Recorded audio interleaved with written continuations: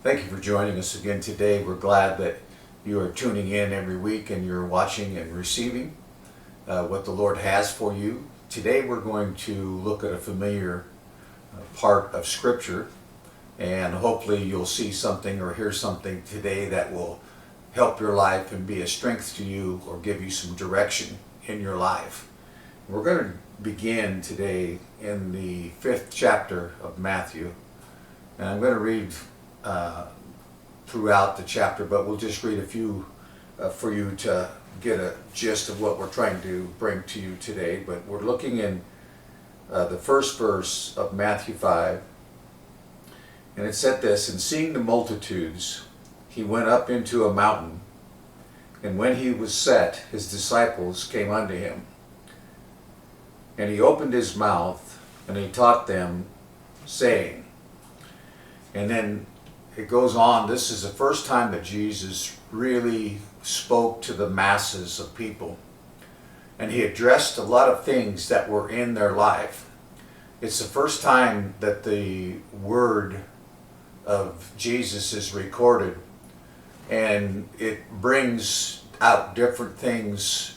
You know, it's a good thing if you would read all of what he had to say in the Beatitudes, in the Sermon on the Mount.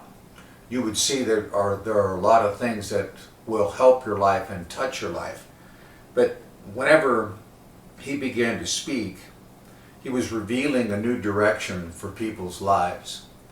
And we need to know when the Lord's talking to us, and we need to hear from the Word of God, because it gives us a new direction.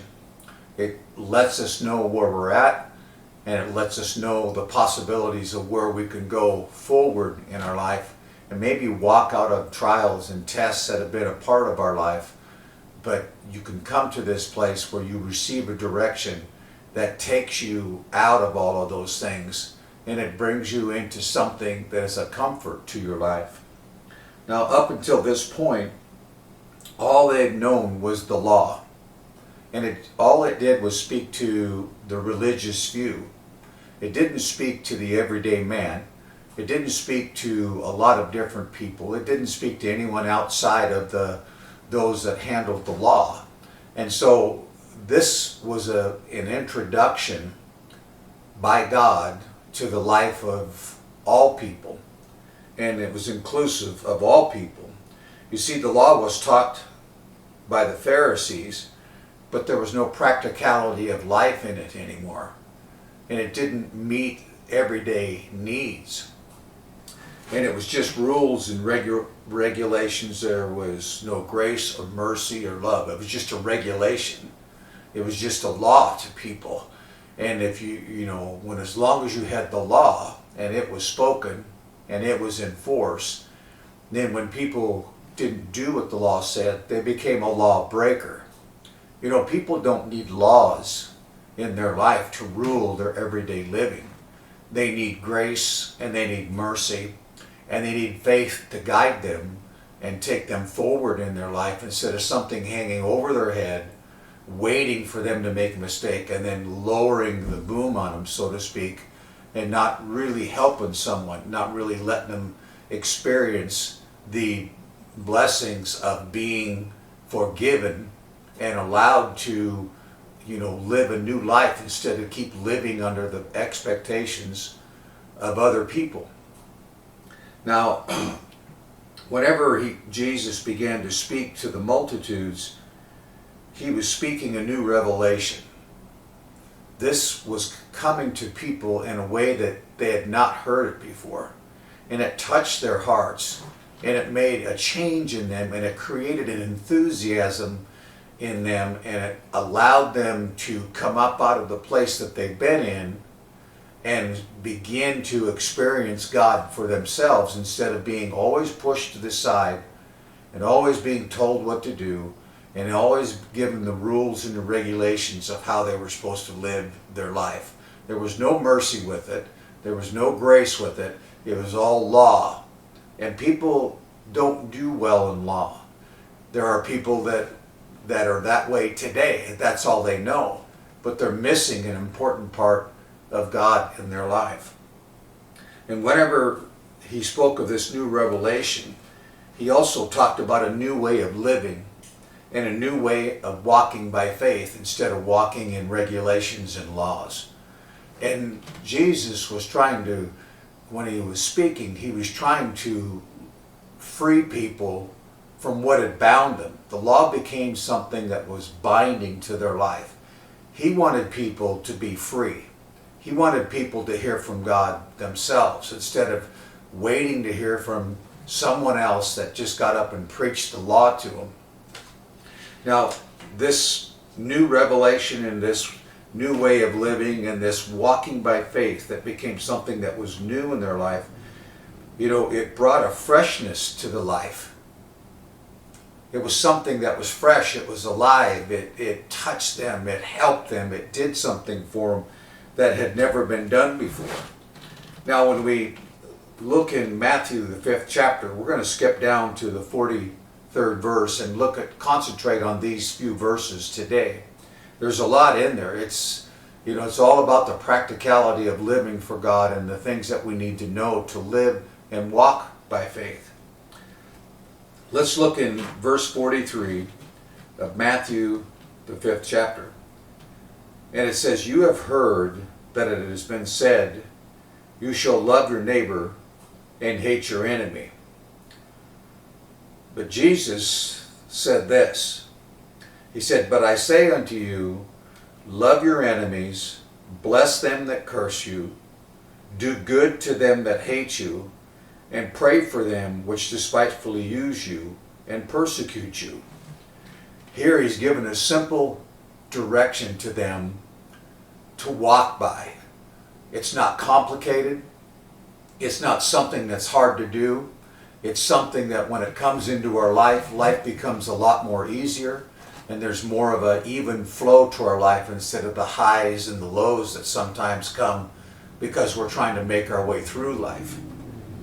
It says verse 45, when he told us these things in verse 44, then he said the reason that you do this is in verse 45, that you may be the children of your Father which is in heaven.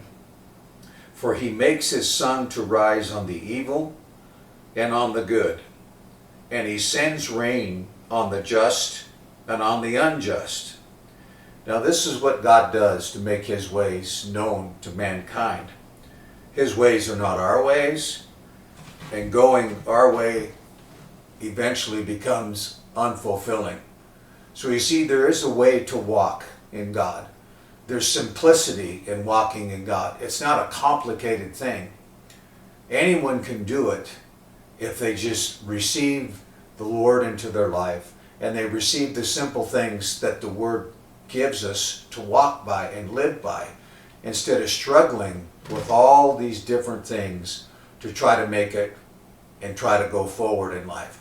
There's been a lot of times in my life that I've met people and I've tried to witness to them the love of God and to tell them that the love that God had for them was there to help them in their life and to bring them forward in their life and to do something better for their life.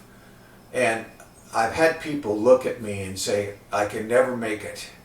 I can't do that. And I had one man in particular that he was a friend of my sister's, and they used to call me at 3 and 4 o'clock in the morning. They were alcoholics, and they'd call me needing help. And so I did this for about 3 or 4 days, and they called me every morning very early, and the middle of the night, I guess you could say. And I said, I need to come up and talk with you. And I want to, see if I can help you and speak to you. And so I went up and I visited them, and I sat down, and they began to, they were drunk when I got there, and then they just began to ramble and talk, and all of it that was pouring out of them was the life that they had lived and how unfulfilling that it was, and how that everything had been bad, and how the people had treated them wrong, and how the people hadn't given them a chance, and everything was not good. It was on on a bad note in their life, and it led them in a way that was depressing and discouraging. And I remember the man, he was really inebriated, and I asked him when I got ready to leave, I said, I want to pray for you and your wife. And he just said, well, I don't see any reason why you need to pray for me. Prayer doesn't work. And he just, everything that was Christian, anything that was associated with God he didn't want any part of it. And I said, well, why don't you just let me pray for you, and then I'll leave.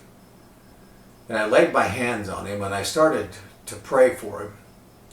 And I prayed that God would touch him and God would become real to his life. And I prayed that God would do something that would prove to him that God was alive and that God was real and that God could help him and his wife. And I finished praying, and as I stepped back from praying for him, I looked at him, and his eyes had been all they just didn't look like they were focusing, and they didn't look like they could see anything. And all of a sudden, I watched his eyes just, they dilated, and then they went back down to normal. And then all of a sudden, he wasn't drunk anymore. And when I went there and first talked to him, he was so drunk he slurred his words and he couldn't keep his eyes open. But when I prayed for him, all of that went away. And I turned and I looked at his wife. And I said, does he look different to you? And she said, yes, he does. He doesn't look like he's been drinking. And he's been drinking all morning. He drinks every day. But he's been drinking all morning, several hours, before I got there. And so I told her, and I told him, I said, God has touched you, and God has done something for you, and God wants to be the Lord over your life and to help you. And this is proof to you that God can be a help to you, even to the point of taking the effects of the alcohol out of your life. And so I told them, I said, really what is important to you is that you begin to hear the Word, and the Word becomes real to you.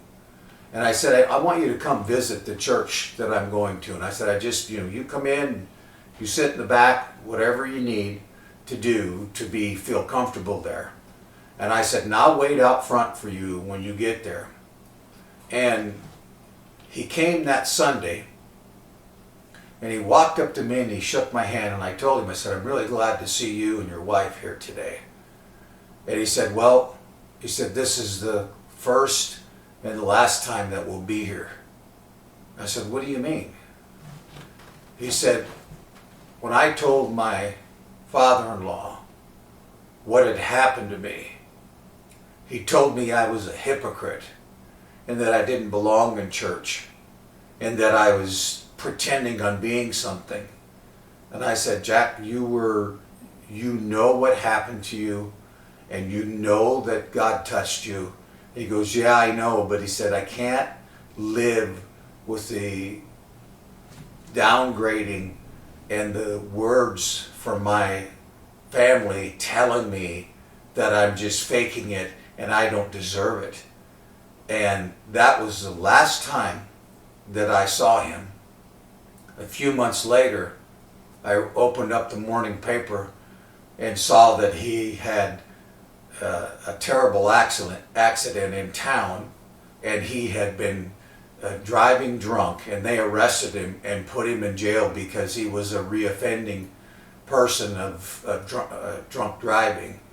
And that was the last I've ever heard from him. But here it is, someone has a chance to escape, someone has a chance to do better, and people take it away from them. I want to tell you this, the experience that you have with God is real. And don't give it up for anything. Whenever God makes himself real to your life, don't give that away because of what people say or what people do, or how people don't believe that it's real in you. You let God live in you, and you start to walk and come out of this place that you've been in, and God will help you. You see, maybe it's not you that's affected by this, but maybe you know someone that's in this condition that I just explained. Go and talk to them, give them words of hope, and let the Lord help them in their life like they helped this man that I was just telling you about. But whenever all of this came, it was let me read this again in verse 43 of Matthew 5. It says, "You have heard that it hath been said, you shall love your neighbor and hate your enemy. But I say to you, love your enemies, bless them that curse you, and do good to them that hate you, and pray for them which despitefully use you and persecute you, that you may be the children of your Father which is in heaven. For he makes his sun to rise on the evil and on the good, and he sends the rain on the just and on the unjust." You see, all of these things are a help to us. There's three things in this scripture that he does for us. He's like a father in heaven that cares for his children. Maybe we feel like we're orphaned in life and nobody really cares, but God cares for people, and he shows his love for people, and he makes himself real to people, because all of us that started, even myself, when I started being a Christian, it was because God made himself real to me. And I had no knowledge that God could help you or touch you or talk to you to make himself real. But he did. He knows how to talk to people, and he knows how to make himself real to people. It's not something that is a mystery. It also, the second thing that he does for us there, he makes the sun to rise on the evil and on the good.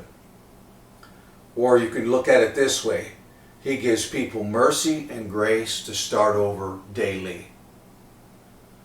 You need God to help you every day, and you need to recognize that you need God to help you every day.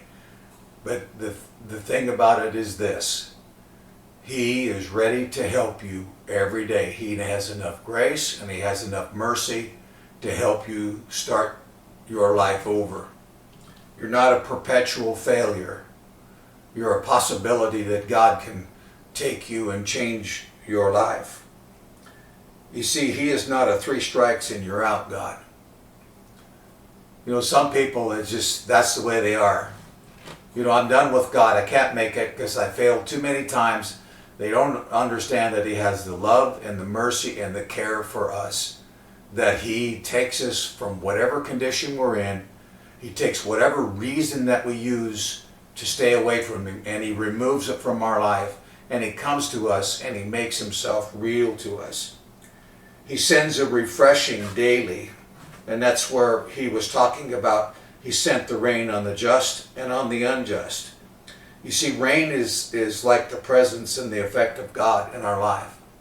That he comes and he causes us to grow and to develop and to get strength to walk after him and to follow him.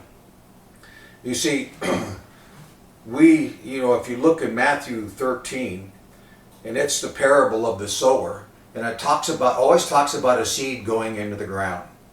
And there's several different types of ground that it goes into, and that's, we could relate that as people's conditions of their life. But there's one, that there's good ground, that the seed, which is the Word of God, it goes into a person and it begins to multiply in their life 30, 60, and 100-fold. It becomes more than they ever thought it would be in their life. People just have to give God a chance to talk to him, quiet themselves. Don't tell people you're going to do this or you're going to do that. Just say, I'm going to, to yourself, I'm going to listen to what God says to me. The lawyers and the psychiatrists and the psychologists and all of these that are in the realm of trying to help people, they're there, but they're limited by what they know and what their education is. God is a God of the impossible. He is a God that will help you despite all the things that are stacked up in your life that people say you could never prosper, you could never get ahead in your life, you'll never change, you'll always be that kind of a person. Maybe so in the reality of their life, but the reality of it is this, that God changes people and He sends rain to them to cause things to grow in their life that are good for their life.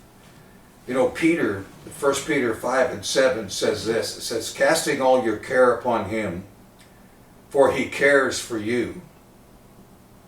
And whenever it talks about your care is this. It's solicitude, or it's something that renders you powerless. It's too much there present for you to prevail. And this is, your care. It builds up, it gets bigger than what it really is, and it magnifies itself, and then it tries to take control of a person's life. But the word here says, casting all your care upon Him. All those things that weigh you down, all those things that make you feel powerless, all those things that make you feel like you're trapped, you can cast all that stuff on Him, and He will care for you.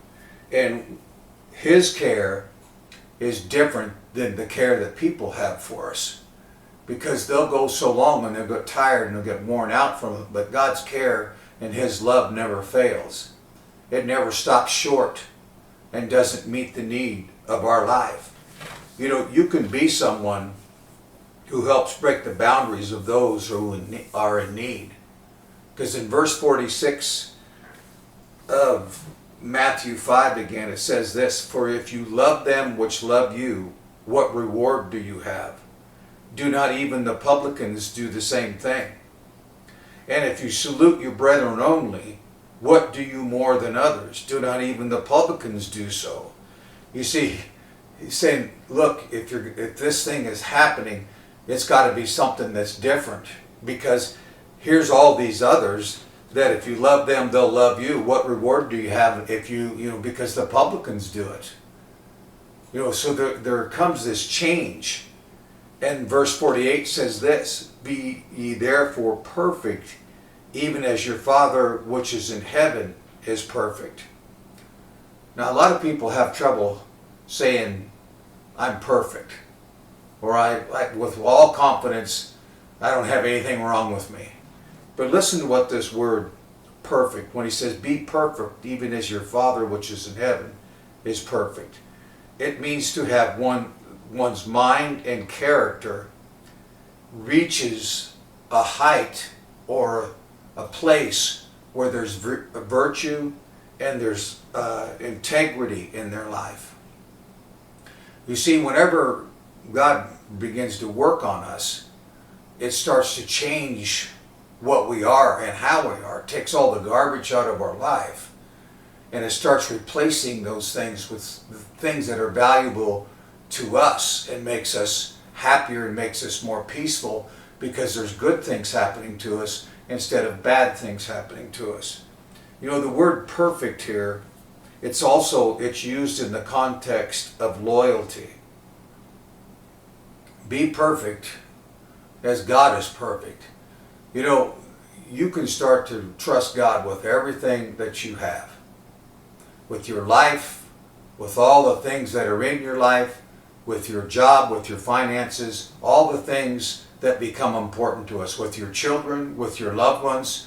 You can trust God that He's going to help you and He's going to do something for you.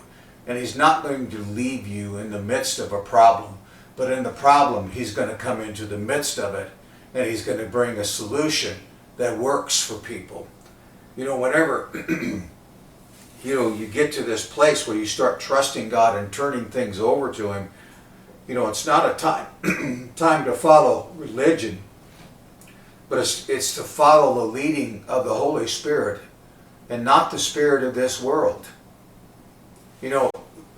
Those things, the things of the world will pull on us.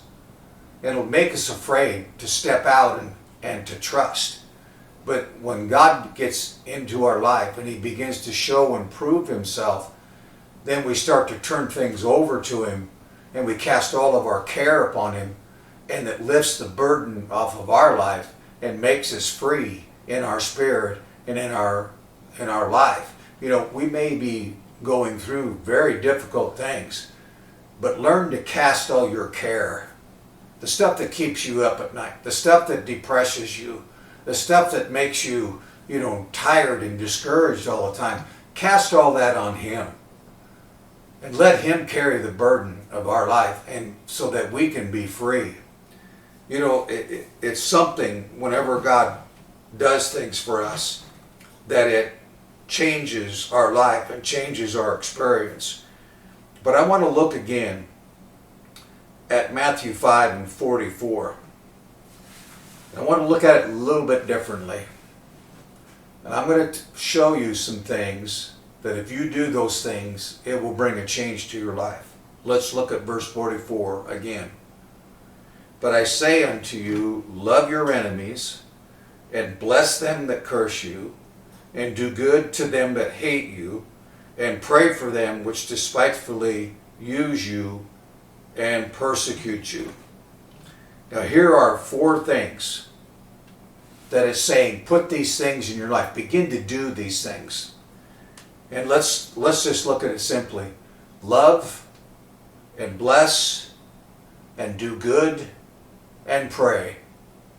And if you let those 4 things be in your life will change.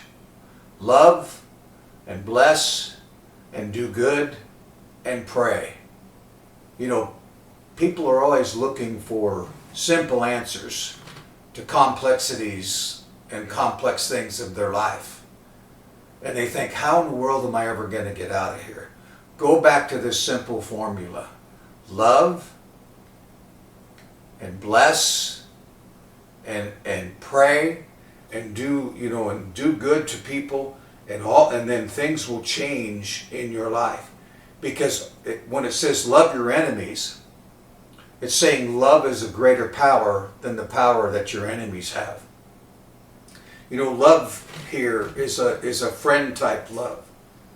So it's an opportunity, or you can be, or you should be known for the ability to make a friend in different types of situations.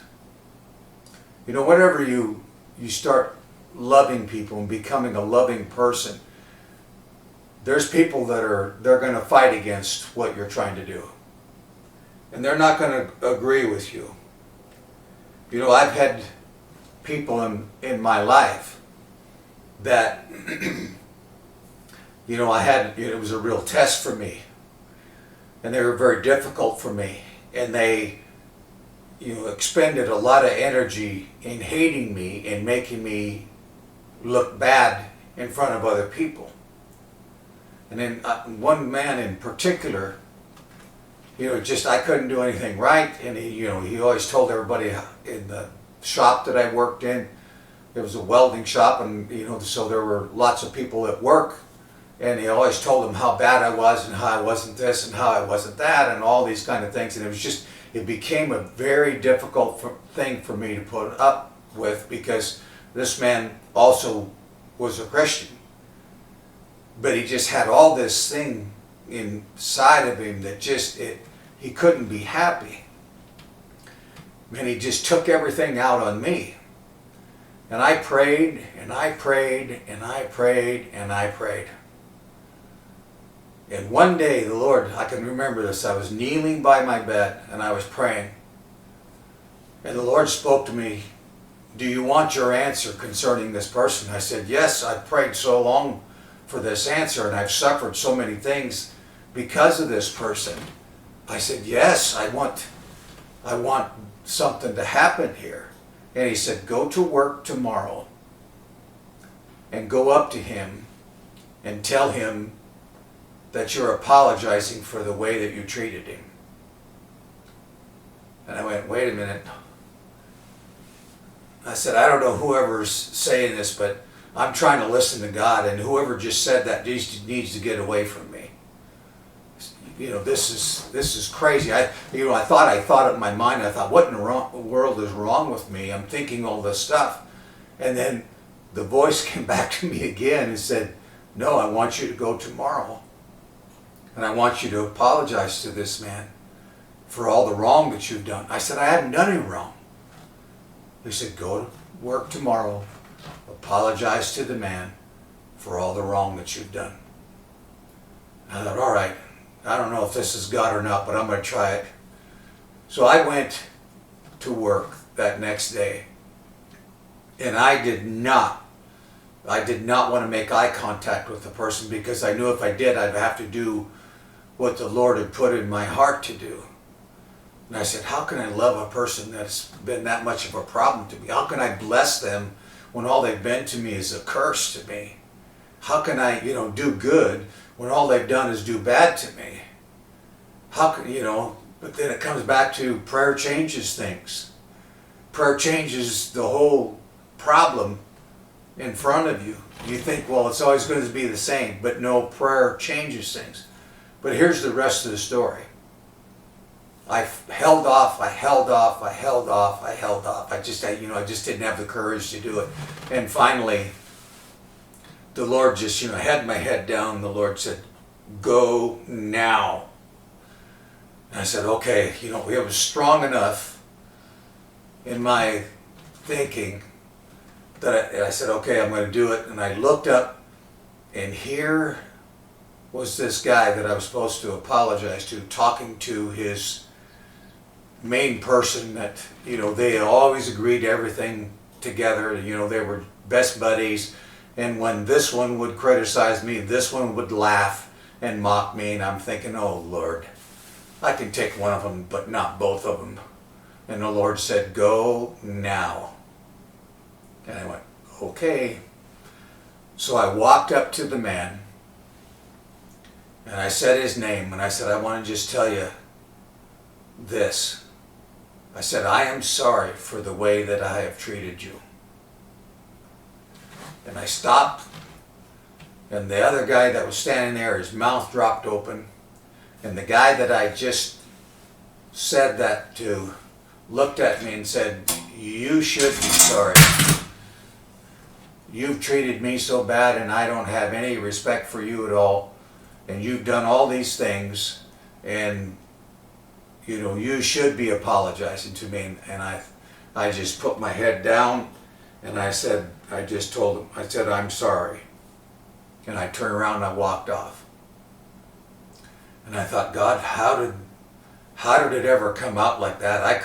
There's no way that that made me feel good, because it made me feel so more humble than I had, even talking to him. I thought, this didn't turn out the way that I thought it was going to. And I just, the rest of the day I just worked, and then I went home, and, my expectations were, I thought God spoke to me and told me what to do. I thought I was being obedient, and I thought this thing would turn out wonderful, and this guy would think I was a great Christian, and all these good things would happen, and nothing happened that I thought was to be good.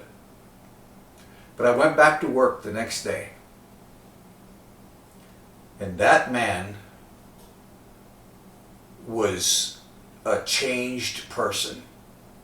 I could not believe it was the same person, and I could not believe how he had changed. But during the night, somehow God had changed him, and he never spoke a hard word or harsh word to me again in my life. And from that day on, until I eventually left that place and went to another job, that man had nothing but good things to say to me, and he treated me like I was a long lost friend for the rest of the time I was there.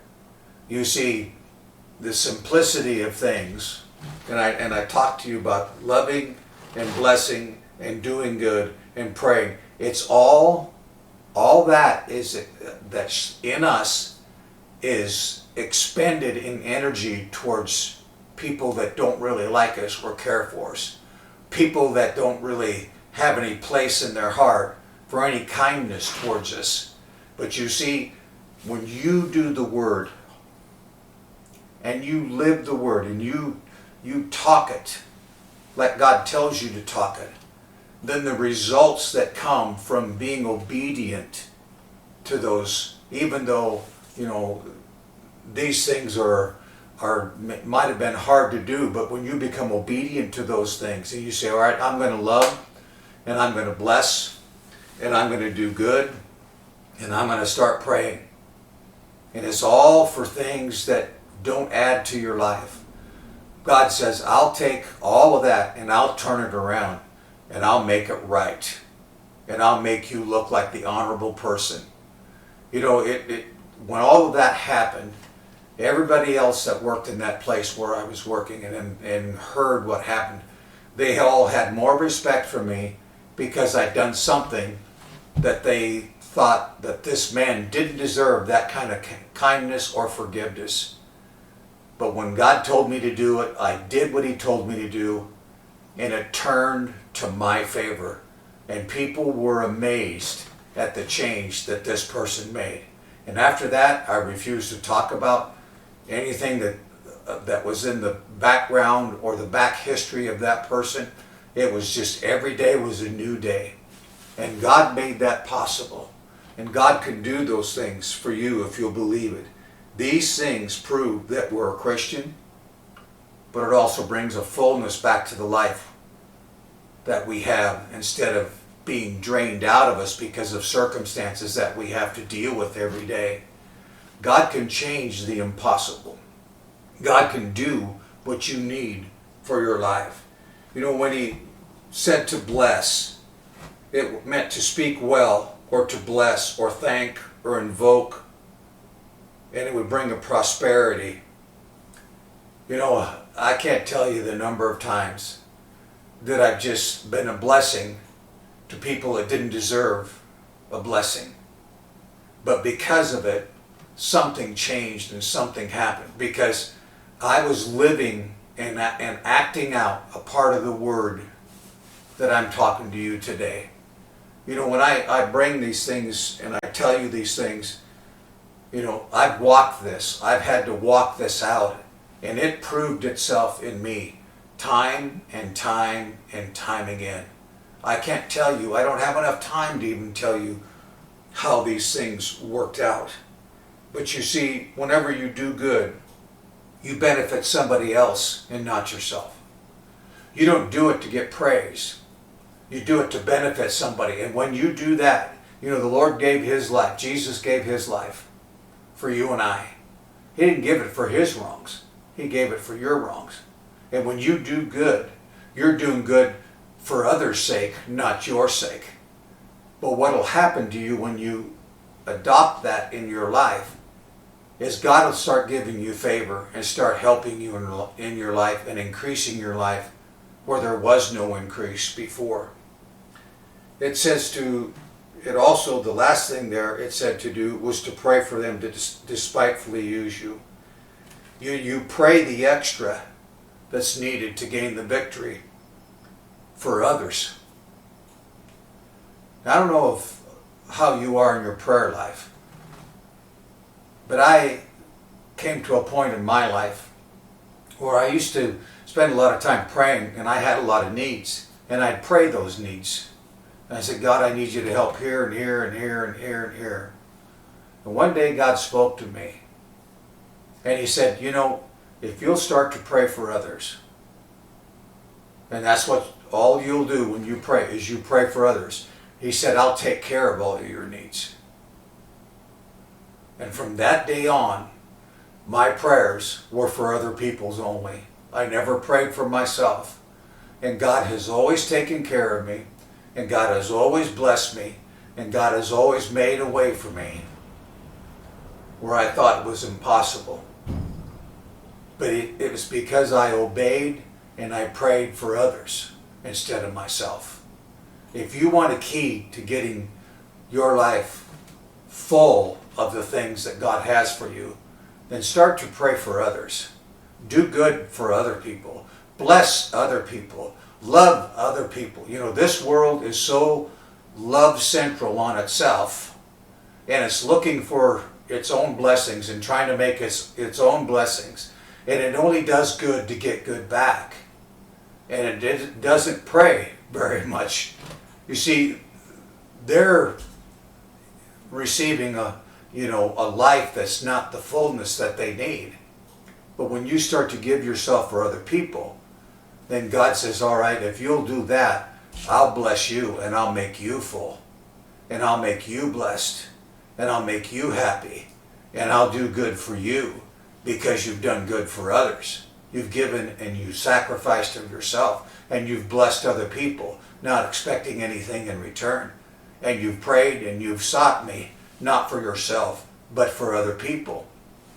So all of these things come back and they add up to blessings for us. It adds up to a fullness for us. It adds up to something that God does for you because of what you do for others. We don't look at what's wrong with them. We just look that they need prayer, or they need a friend, or they need somebody to help them.